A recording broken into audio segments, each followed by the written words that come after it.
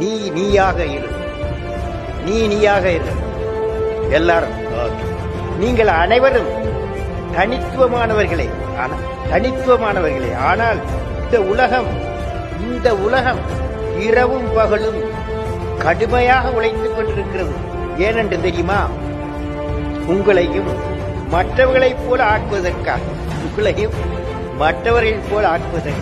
அந்த மாய வலையில் நான் விழமாட்டேன், நான் நானாக இருப்பேன் என்பதை நிரூபிப்பேன் என்று நீங்கள் நினைத்த அடுத்த வினாடி வரலாற்றில் உங்கள் பக்கம் எழுதப்பட நீங்கள் விதைவிதித்து விட்டீர்கள் என்று அர்த்தம்.